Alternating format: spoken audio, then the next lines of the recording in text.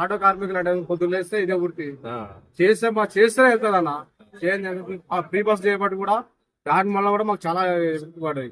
ఇప్పుడు డీజిల్ పెరిగింది, పెట్రోల్ పెరిగింది.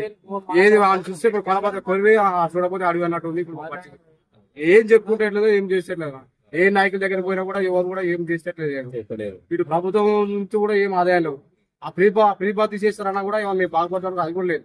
మనం కూడా పక్కన చేసింది తీసేస్తాను తీసేయాలట తీసేయడట.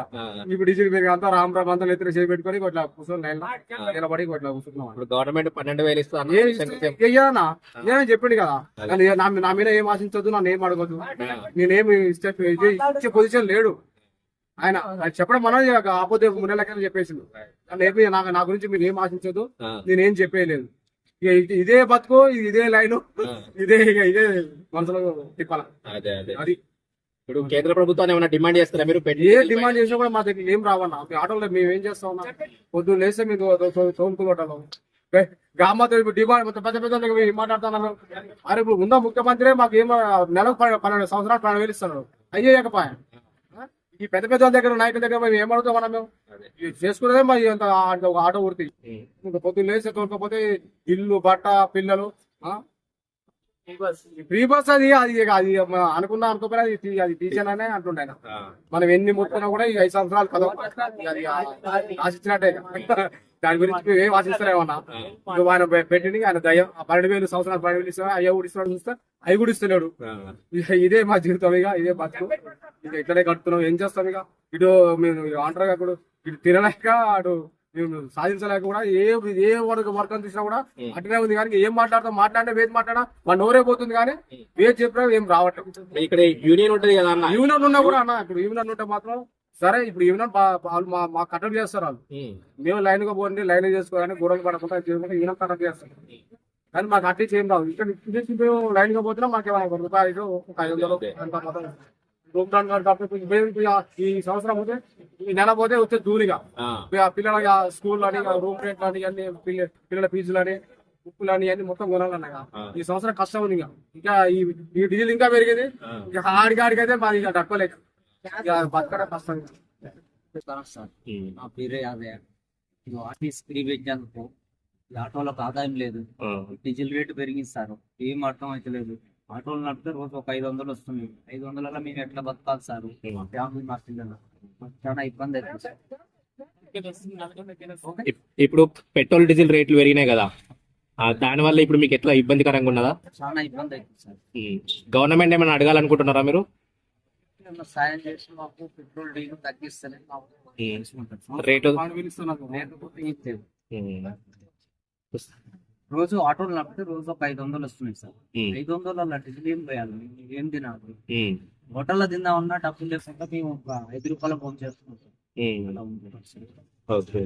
ఇప్పుడు మీరు చార్జెస్ ఏమైనా పెంచడం ఏమైనా జరిగిందా?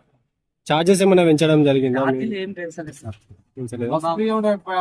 నిజంపేట 20 రూపాయలు, వాజ్పేయి 30 అంతే తీసుకుంటారు. కానీ 1 రూపాయి అయితే ఎక్కువ ఏం తీసుకుంటారు పెట్రోల్ డీజిల్ రేట్ వల్ల. ఏం పెంచలేదు సార్. బస్ ఎక్కిపోతే పెంచితే బస్ ఎక్కువ పోయేటట్టు ఉన్నది అంటారా? బస్ ఎక్కితే ఫ్రీ టికెట్ అయినా లేకపోతే ఆటోలు ఏం చేయాలి? ఇక్కడ ఉన్నటువంటి నాయకుల దగ్గరికి ఎవరి దగ్గర వెళ్ళి మీ సమస్యలు చెప్పుకునే ప్రయత్నం చేసిరా? ఆ పొజిషన్ కూడా ఏం లేదు, ఇక్కడ లేదు. ఏ నాయకులు చెప్పినా ఎట్లా చెప్పినా కూడా, ఎందుకంటే పెట్రోల్, డీజిల్, గ్యాస్ ఎక్కువ మొత్తంలో పెరుగుతున్నది. చాలా ఇబ్బందుల పాలవుతున్నారు. మాత్రం ఛార్జీలు ఏం పెంచలేకపోతున్నాం.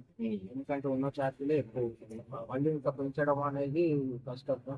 ఈ ఫ్రీ బస్ లో వల్ల కూడా మనకి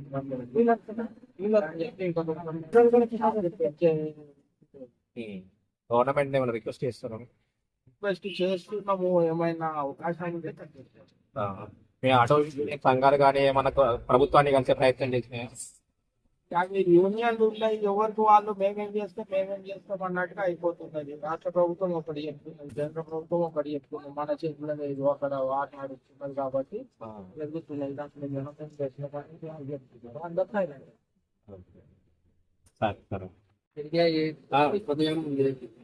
ఇబ్బందిగానే ఉంది. అంటే డైలీ ఇంత ముందు ఎట్లా వచ్చేది ఇన్కమ్ ఇప్పుడు ఎట్లా వస్తుంది? రేట్లు పెరగడం వల్ల ఏమైనా తగ్గిందా? అదే వస్తున్నాయి కానీ వాళ్ళు ఒకరు వాడే చెప్పలేదు. ఏంటిది మీది ఓలాడావు పదా రెండు ఉన్నాయి ఓకే. ఇంత ముందు అయితే లేదు. ఇంత ముందు అయితే ఇన్కమ్ రావట్లేదు. గవర్నమెంట్ కి ఏమన్నా రిక్వెస్ట్ చేయాలనుకుంటున్నారా మీరు? రేట్ తగ్గిస్తే కొంచెం మాకంటే పెట్రోల్ డీజిల్ రేట్లు తగ్గిస్తే కొంచెం ఉపయోగపడుతుంది. పెరుగుతుంది. ఓకే ఓకే అన్న. డీజిల్ రేట్ పెరిగితే మేము ఏం చేస్తాం? దగ్గర గవర్నమెంట్ చూడాలి. అది చూడాలి, మేమేం మాట్లాడతాం చెప్పు.